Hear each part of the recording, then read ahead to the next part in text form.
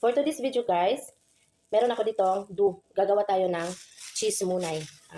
Abangan nyo yung mamaya yung cheese munay.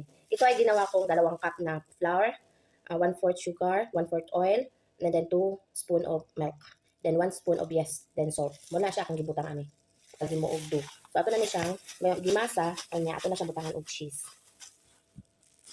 So ito na, dinivide natin sa 6 yung ating dough. Then lagyan natin ng cheese sa loob. Bilugin lang natin. Yung munay na ano lang. Munay-munay. Lagyan natin ng cheese sa loob para masarap din kainin. Then bilugin natin ng todo. So ito na siya. Paalsahin lang natin siya ng mga 1 oras mahigit. Pag dodoble na yung ano niyan, laki, pwede na natin siya ilagay sa oven. Ito siya after 1 hour. O, lumaki na siya ng todo. Pumorma na siya ng bulaklak. Sa laki kasi nagdikit-dikit na.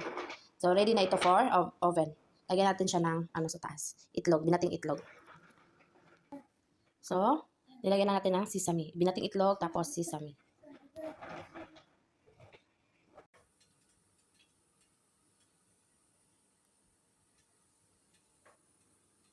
Magdali-dali ta nakalimot og hinay sa akong niluto tingala ko parte namang panghumot wa pa man untay oras nadali-dali man nigluto uy wa man na ina hapit ta pagod ay na lang pero ang ilalim ani murag itom-itom jud